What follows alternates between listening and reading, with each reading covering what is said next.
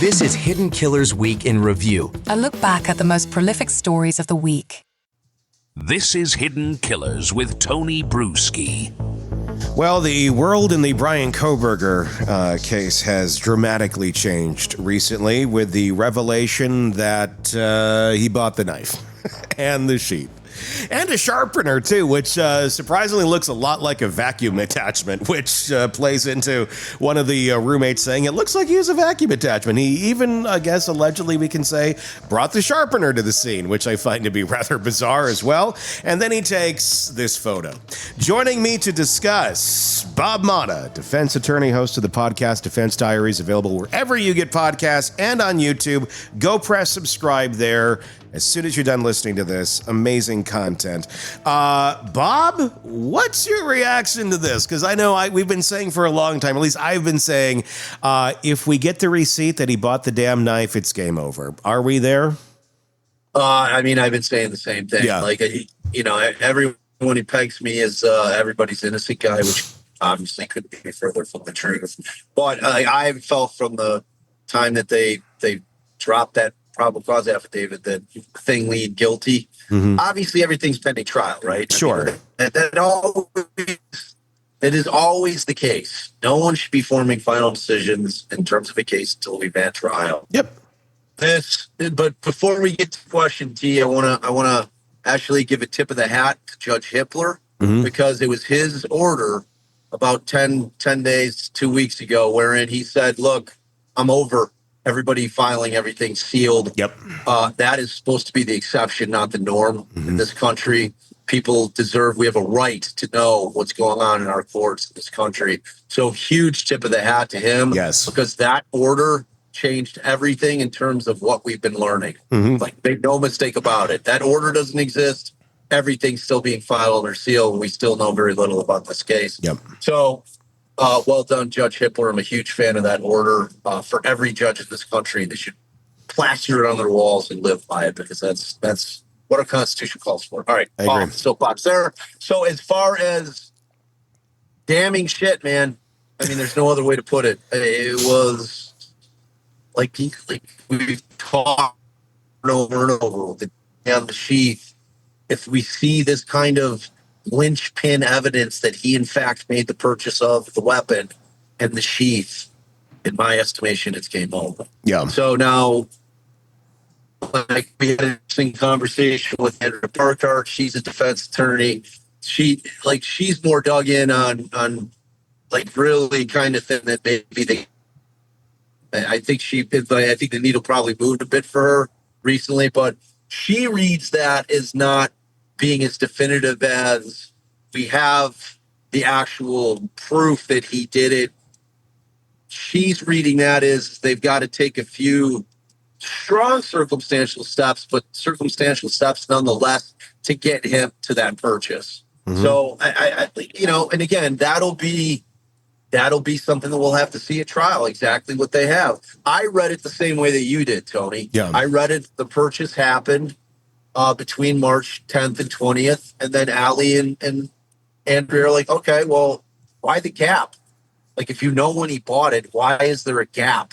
Now, that could be he bought the knife at one time. He bought the sharpener at a different time. He bought the vacuum motor. Who knows? Yeah. We still have to speculate as to what all it means. But, certainly if there's a time frame in terms of the weapon being purchased in March of 2022, that's obviously months and months ahead of time. Mm-hmm. And, we're going to have to look at what that time gap means. Does that mean that they don't have an actual purchase from him, or are they going to have to say, okay, this was an account, much like our family uses one Amazon Prime account. My 30-year-old daughter still uses our Amazon. If there's multiple people in there. All that being said, if he doesn't have an answer or where the hell that thing went, he's done. Yeah. Well, and let me ask you, because I found this to be a bit interesting. He bought the sheath while he was out in Pennsylvania. This is before he's there, technically. So he may not have even known these people at this point in time yet, or had any inkling about them. So I think there may be difficulty to show some sort of intent of like, well, how would he buy this intending to kill these people that he didn't even know existed? I don't know that that's important at the end of the day. I think, he has the knife. It's part of his toolkit. It's his resources. So if he decides to go do this, he already has the knife. And the fact that he owns the knife is the linchpin, and that's the key part of it. But does it matter that the knife, the murder weapon, was allegedly bought almost like half a year before this crime even took place? No. I mean, I don't take this as a John Hinckley, Jodie Foster type thing. Yeah. Like, I'm going to go shoot the president because I love Jodie Foster and I want her to love me. Yeah. Like, I think that, he had an idea that he was moving towards doing something like this. Mm-hmm. I don't necessarily think that he had to have anybody specific in mind until he did. Yeah. And when he got out there, he probably laid eyes on Kaylee somewhere. Mm-hmm. And she became the target. Yeah. I think based on what we've heard, it's starting to say, if we're to believe her father, Steve, which I have no reason not to. I Mm-hmm. know he's emotional. Yeah. I don't sweat him on that. I would be too. Sure. I'd be out of my fucking mind. Yeah. If somebody did this to my kid. So I don't critique him at all. No. In any way, shape, or form, because that's how a parent should feel. Yeah. So in terms of, just like kind of this concept that the defense might try to untether that knife to them because of the purchase price being so far in advance, I don't think that concept, if the defense tries to run up the flagpole, will resonate with the jury. Mm-hmm.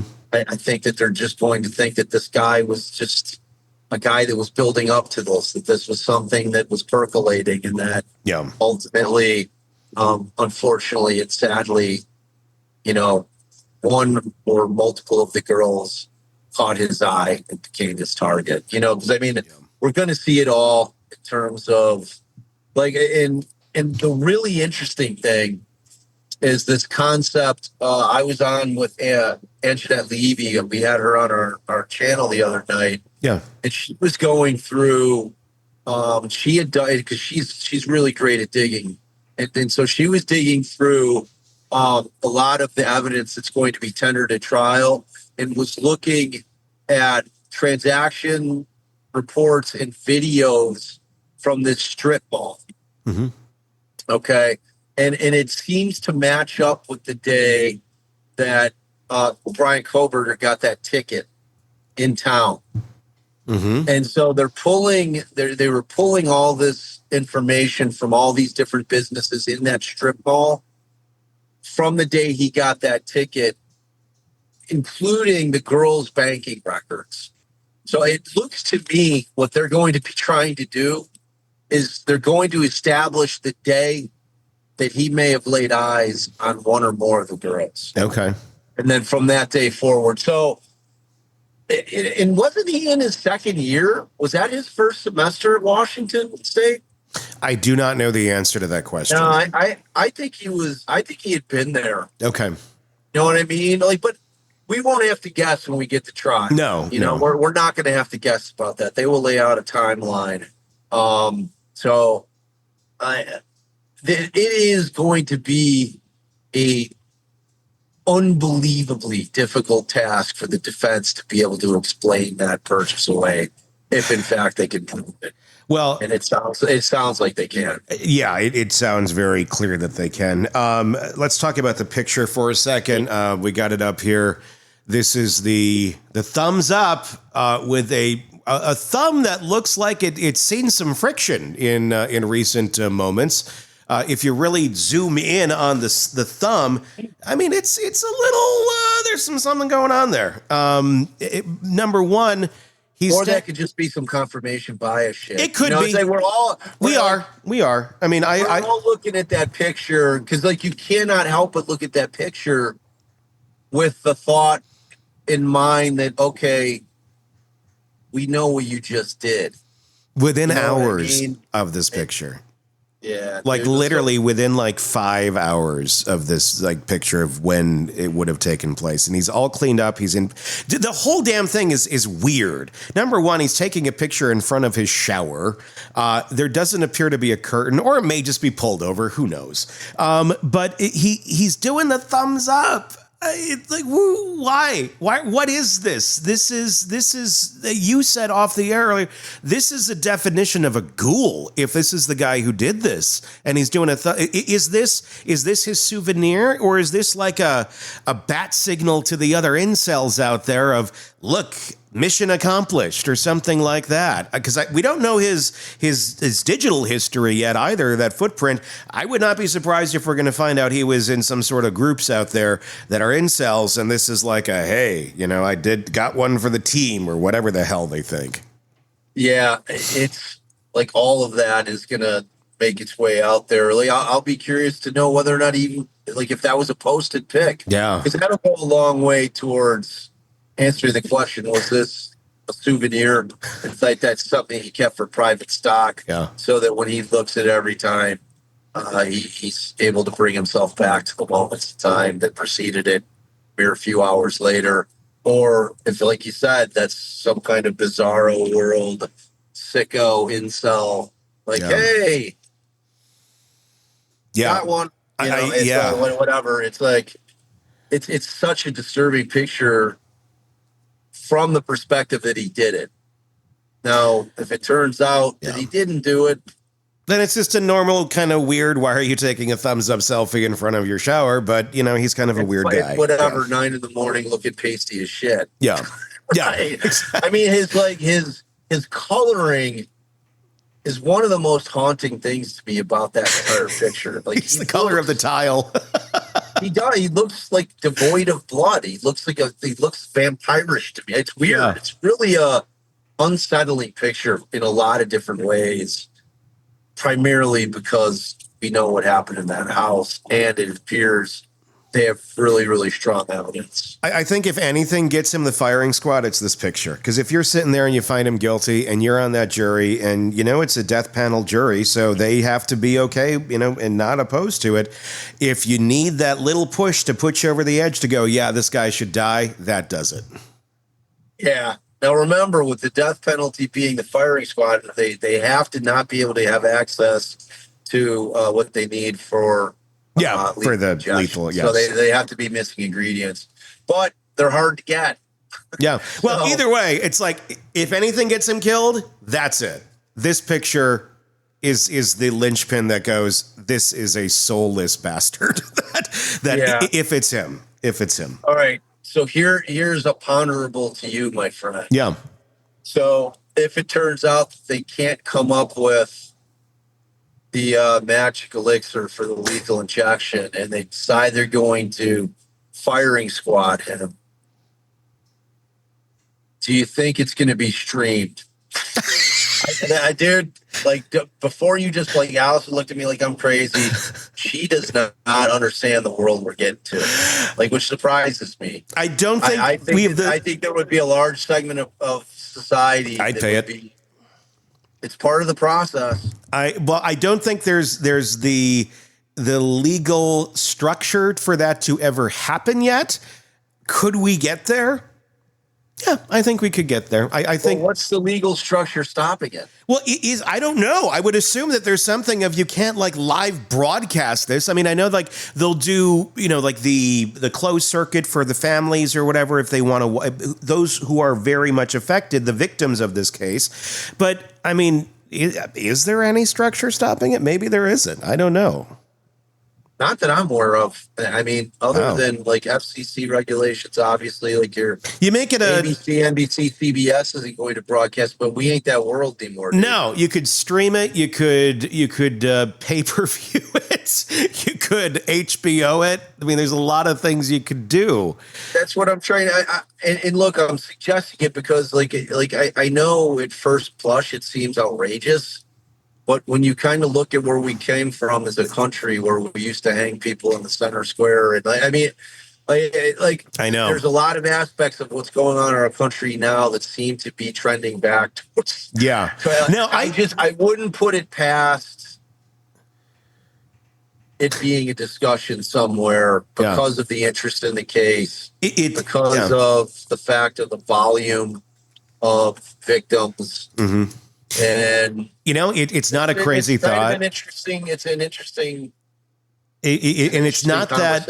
And it's not that. It just seems crazy to us because we've been brought up in a somewhat civil society, but if you go back a good 80 or so years, which in the big picture is not that long, they were doing that sort of, they didn't have streaming, but it was a town square. It was people were doing this. That was the equivalent of streaming in the 1890s, man. Yeah. It was like, it's, yeah. I mean, I think that there would be, the ACLU would obviously make a big push, and look, it's bad form. It is. I mean, I hope we don't get there, but I hope we don't either. But and I don't want people to confuse what I'm saying is that I'm a proponent of it, because I'm not. Yeah. I'm anti-death penalty. I think there's no worse punishment than somebody being held in a cage for the entirety of their life, ripped away from every single thing that is a creature comfort that all the things we take for granted throughout the course of our day. That's all gone. Yeah. You're living in a fucking box. I don't get, it matters not that you get to watch TV for an hour a day outside and play checkers with other inmates. Everything that makes life worth living is lost. Yeah. And when you have to do that for the entirety of your life, you want to really punish somebody, that's how you do it, in my estimation. No, so, I hear you. Yeah, but like that thought pops in my head in terms of just like I could see us going there. I could see a move for that thing to be streamed. I don't want it to happen. I cannot think of. Yeah. I don't want it to happen, but I could see myself buying in the history of the United States. Yeah. I don't want it to happen, but I could see myself going and saying, I'll buy it. I'll watch it. Having a party, like a fucking super morbid, disgusting, like fucking execution party. But it's like, it's weird. Like I know a perfect example is last year, Abby and I were at CrimeCon, and somebody got sentenced. It may have been Chad Daybell. Mm-hmm. And I think that like we were out on the floor of CrimeCon when that sentencing went down, when he was given the death penalty, and the entire con like was cheering at the top of their lungs. It was crazy. I think I was on with Joel from STS, and we were both kind of like, wow, like this is the world we live in, where we're cheering for the death penalty, but it is the world that we live in, and it is. And these are vile, very much an eye for an eye society.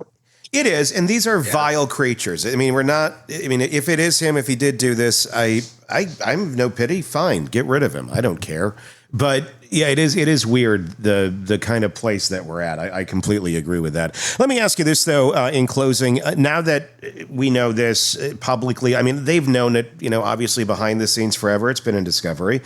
And I think Ann Taylor has been trying to exhaust every option that she possibly can. It's her job, and she's doing pretty good at that.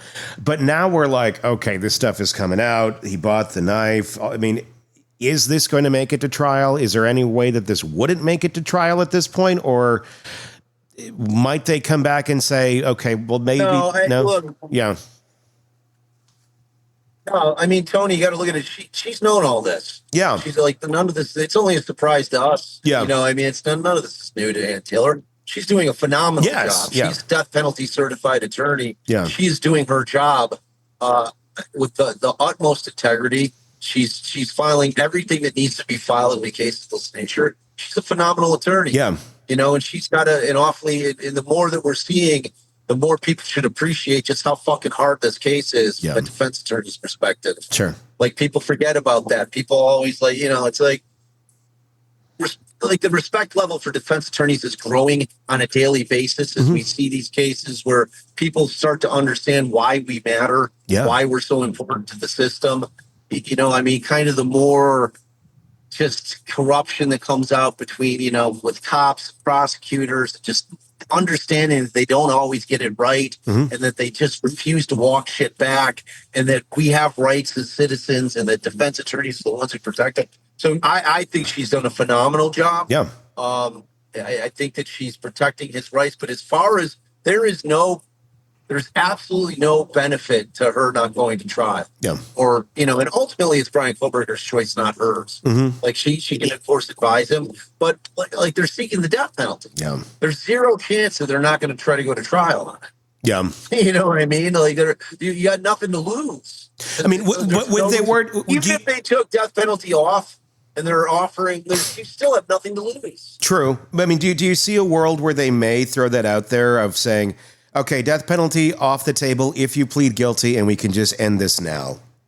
Well, yeah, I mean, like the X factor in that is that you have to hope that Brian Kohberger has the humanity to not put those parents through that fucking nightmare of a trial. Yeah. Like that's it. Like that, like, it all hinges on that one thing. Yeah. Because it's like, because if he's got the humanity to say, you know what, I've been sitting here now for 2 years and I've had an awful lot of time to think about this. I probably what I've done, and I feel that the way that I can do it, and Ann's going to be telling him, look, Brian, like this is not magic tongue, silver tongue thing where I go in and we just win this case. They have a lot of damning. Like she knows everything that they have. Yeah. So she's having pragmatic conversations, maybe. With her client, depending on what his state of mind is. Yeah. And is he receptive? Or that's depending the on thing. whether or not he's willing to listen. Yeah. Yeah. Yeah. So it's but like that, ultimately, whether or not this thing goes to trial depends on one person alone, and that's Brian Kohberger. Yeah. And the only way you're convincing him to take a plea is if he actually feels like giving some grace. It's like the smallest form of grace that he has available to him, or actually probably the largest amount of grace he could give, is to not put those families through the torture of going through trial. And like obviously that does nothing in their minds, but at least he spares them that. And I think the answer to does he have humanity, if it's him, is answered in that picture. Exactly. Not holding my breath for humanity here at all. He was charming, handsome, a devoted husband, a doting father. When his wife died tragically in a freak accident, everyone pitied him. He played the role so well, grieving widower, devastated, single dad, just trying to put the pieces back together. But the thing about perfect men, they're usually hiding something. And this one was hiding everything. The affair, the insurance policy, the other wife in another state who had no idea she was married to a walking crime scene. If she had only subscribed to True Crime Today, Premium Plus on Apple Podcasts, she could have listened to Hidden Killers with Tony Brueski ad-free. And before everyone else, she could have seen through the lies. She could have gotten out while she still had the chance. Instead, she's just another case we'll be covering next week. Don't be her. Subscribe now to True Crime Today Premium Plus on Apple Podcasts.